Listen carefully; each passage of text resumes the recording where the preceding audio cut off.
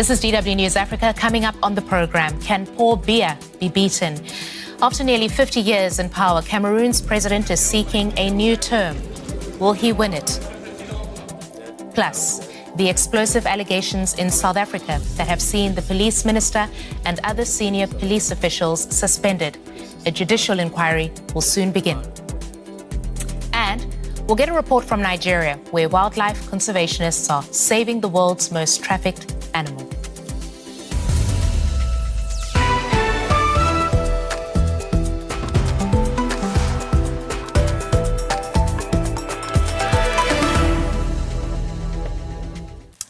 I'm Mhundwa. Welcome to DW News Africa. Cameroon's 92-year-old president Paul Biya has announced he will seek an 8th term in power. Elections are scheduled for October. Now, Biya's had frequent health problems and spends much of his time abroad. Here is a look at Africa's second longest-serving president, who first came to power in 1982. At 92 years old, Paul Biya is the world's oldest-serving head of state. And he says he's not done yet. In a social media post, he announced he would run for an 8th term in office this October. He says the best is still to come. Over 4 decades, Biya has overseen a mixture of stability and controversy. Under his leadership, Cameroon has seen major infrastructure growth and remained relatively stable in a turbulent region. But his long tenure has also drawn criticism for democratic backslide, corruption and a lack of political renewal. One of the biggest challenges remains the Anglophone crisis, a violent separatist conflict in the country's English-speaking regions that has displaced thousands and disrupted daily life. If re-elected, Paul Biya would be 99 by the end of his next term. For many Cameroonians, the question isn't just about age, it's about what kind of future the country wants. So, how have people in Cameroon reacted to the announcement that Biya wants to serve another term? DW's Blaise Young reports from the capital, Yaoundé. Paul Biya might be the world's oldest leader, while the majority of Cameroonians are under 30. Still, members of his political party, the CPDM, say he is the best man for the job. We need someone who can translate the aspirations, our aspirations, into actionable policies, actions and programs which bring welfare. And I think President Paul Biya has a track record of doing so. Like he himself admits, it has not been perfect, and there is no leader in the world who's been able to do everything. But I think the determination is there, and he has shown that he can do it. But critics say Biya's 4 decades of leadership has done little to tackle Cameroon's economic problems. Neighbor Julius runs a mobile phone repair shop. He dropped out of school because he couldn't afford the fees. And he says even graduates struggle to make a living. When you look for work, you don't find any at all. There are no companies employing people. For example, here in the city of Buea, there are not many companies capable of employing even 500 people. There are a lot of graduates and undergraduates, but there are no jobs.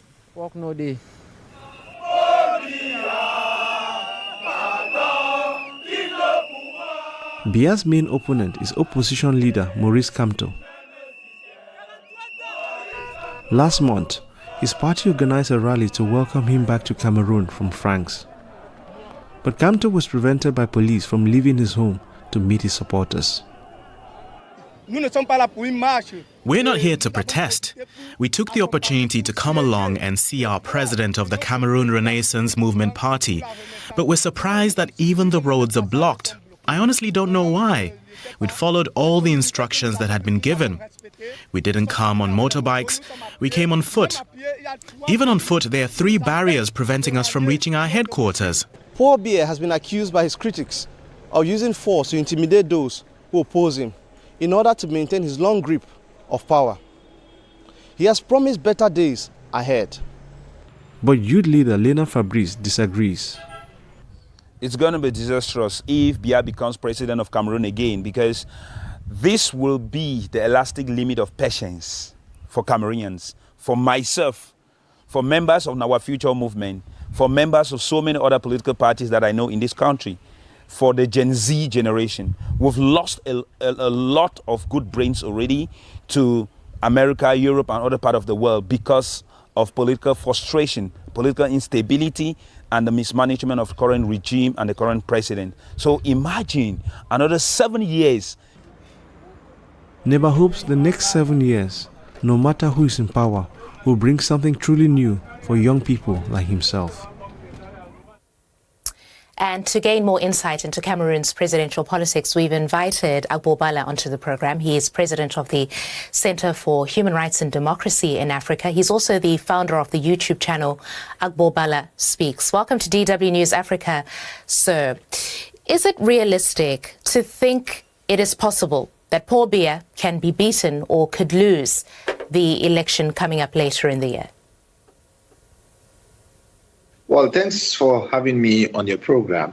I'm a very optimistic person. Yes, it's possible to defeat Paul Biya, just like possible to defeat any president.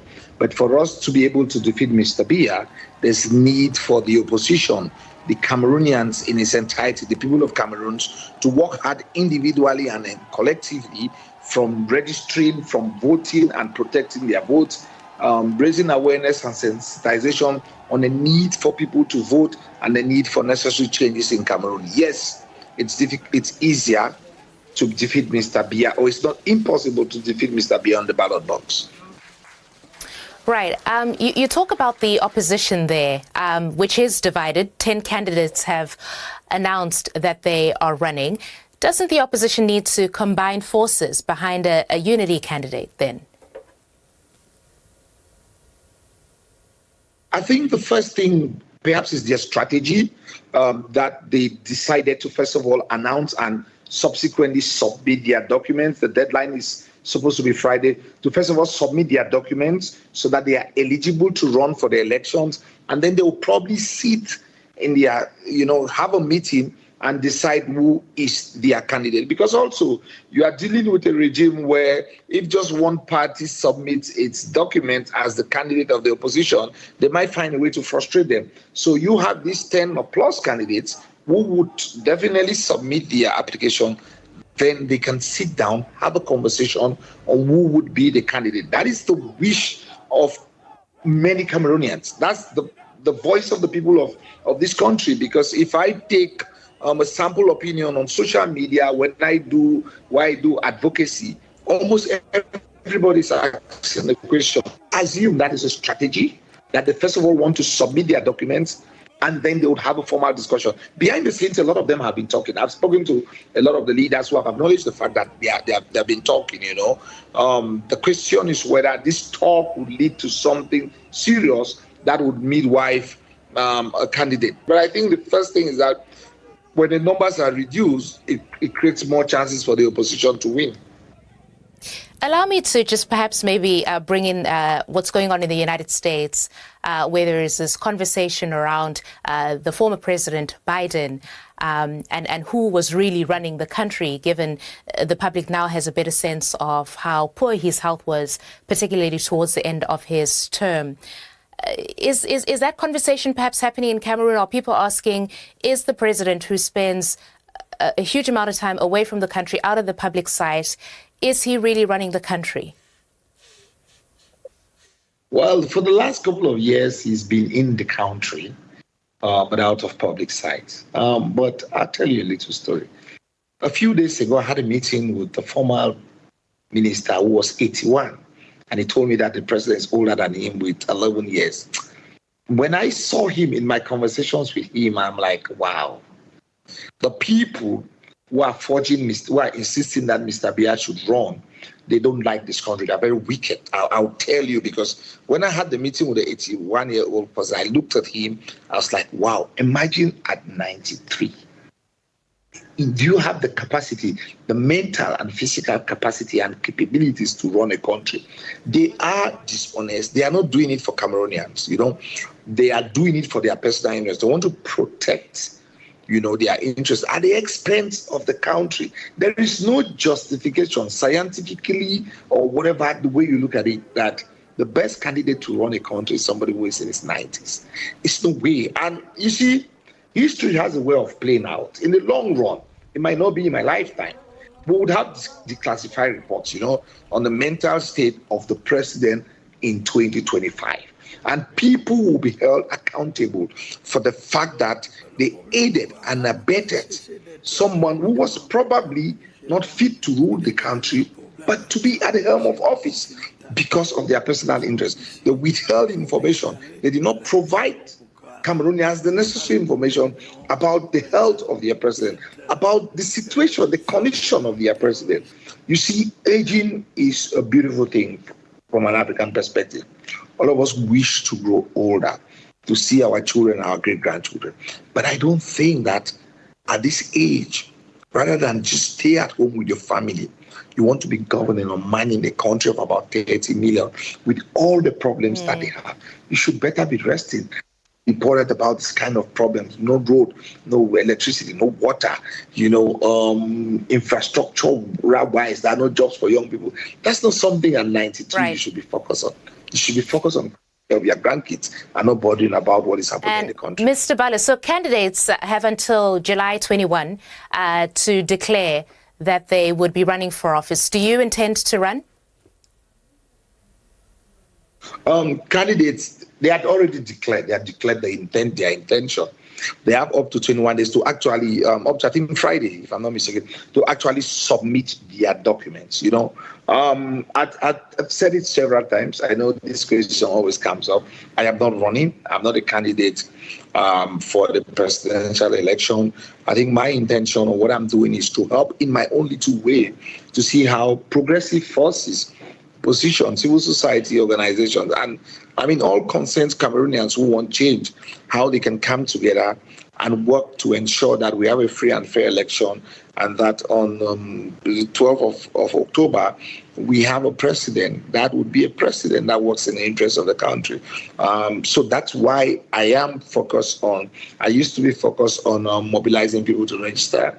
My next advocacy is now to encourage them to start voting, to explain to them the essence of voting, but equally also try to see how we can build bridges amongst the different opposition leaders to try to work with them to reduce their differences so they can have a common candidate and that, they face Mr. Biya in the next election in October.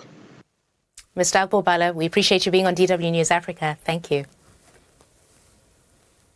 You're welcome. Thanks for having me. And I appreciate the wonderful job you're doing. Thank you very much. South Africa's President Cyril Ramaphosa has suspended his police minister over allegations of links to organized crime. Senzo Mchunu only took office a year ago. He is an influential figure in the president's African National Congress Party, the ANC. Ramaphosa announced a high-level investigation into the allegations. The commission will investigate the role of current or former senior officials in certain institutions who may have aided or abetted the alleged criminal activity or failed to act on credible intelligence or internal warnings or benefited financially or politically from a syndicate's operations.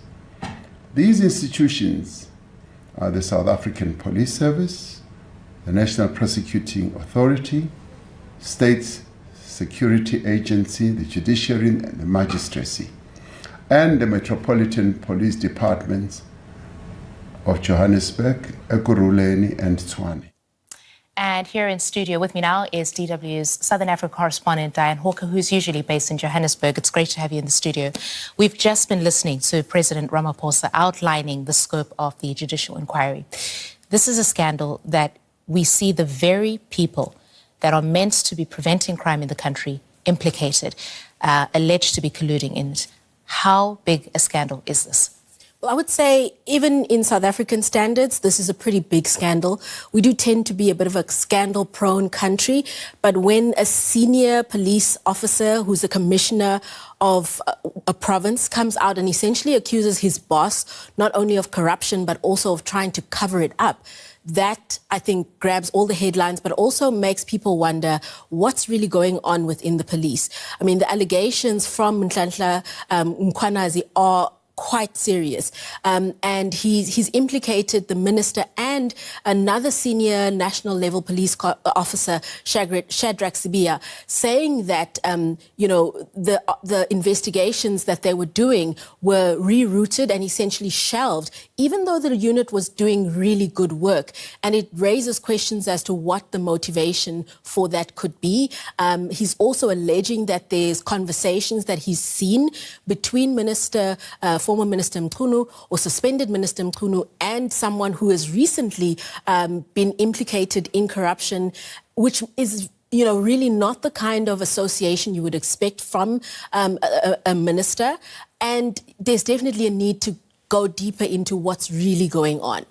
Right, and so this judicial inquiry that's now been announced, what can we expect from it? How will it play out? Well, President Ramaphosa has appointed the acting Chief Justice, Mbuyiseni Madlanga, to be the judge in charge of this commission. Quite a senior judge, since he's the acting Chief Justice, but also someone who has experience with commissions. He is the former chief evidence leader in a previous commission, the Marikana Commission, which took a long time. So he'll really have a good understanding of the logistics, but also I think because of his seniority, it'll be taken quite seriously. In the allegations by that provincial commissioner, there was also a mention of the judiciary and someone in the senior leadership of the judiciary having a look at what was really going on. I think sends an important message that, judges are not exempt, but also can be probed. Right. There have been mixed reactions from the South African public about this judicial inquiry. Why? Yeah. South Africans have a bit of commission fatigue, to be quite honest. We've seen a number of commissions take place where there haven't really been prosecutions that come as a result. One big one that comes to mind is the State Capture Commission of Inquiry. It took years. It cost a lot of money. And we were expecting to see the NPA then take those matters which were identified and prosecute people. The prosecutions have been few and far between. The finalizations of any other kind of retrieval of funds also not really happening. So South Africans are concerned that it's another commission, and will we actually see an outcome if there is evidence of corruption?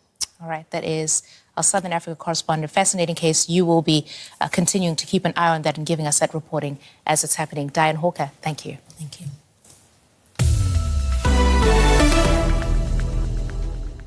Now, Nigeria is set to launch an ambitious wildlife protection law which aims to stamp out wildlife trafficking. The country is a hub for wildlife crimes, and pangolins are the species most at risk.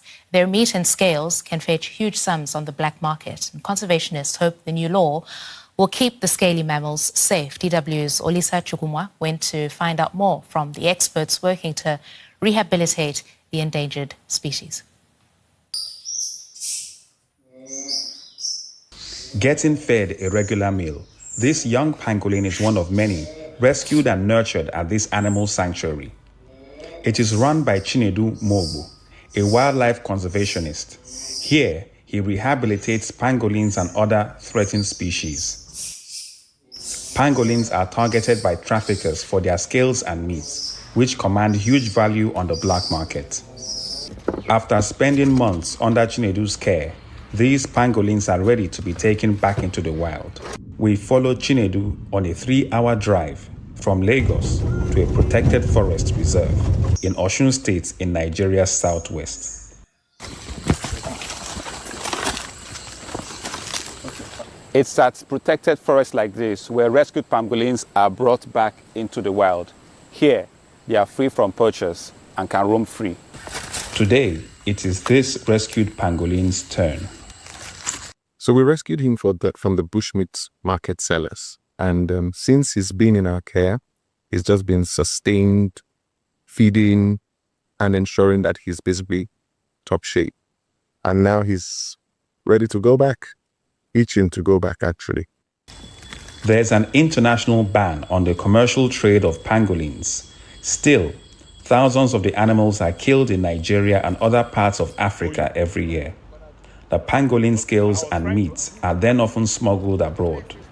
In April this year, a major operation by Nigeria's custom authorities in collaboration with the Wildlife Justice Commission led to the seizure of over 3,000 kilograms of pangolin scales.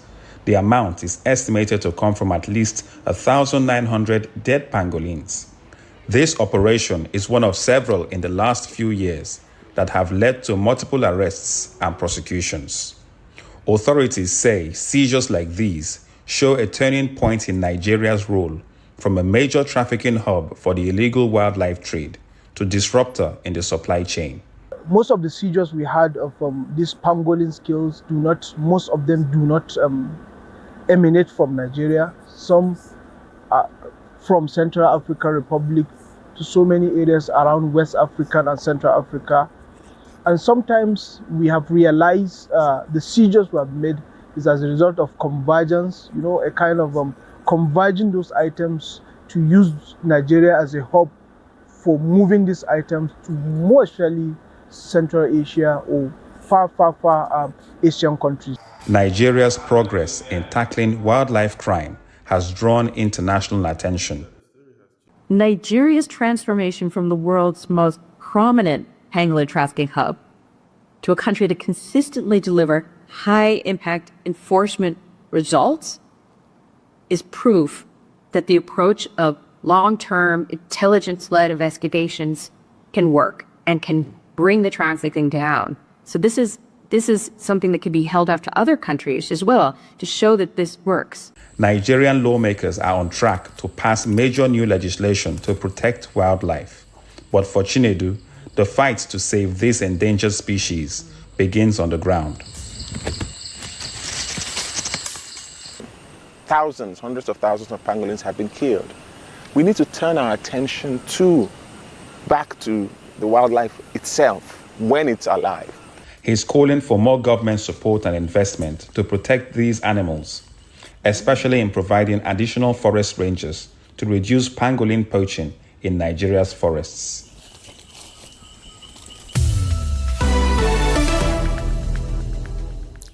Next, a project from the Goethe Institute, Sudan, that was launched last year to help Sudanese photographers refine their skills, explore creative techniques, and capture powerful and emotional moments. It's become a virtual exhibition with postcards from Khartoum, Cairo, Kampala, reflecting Sudan's fragmented civil society scattered across the region.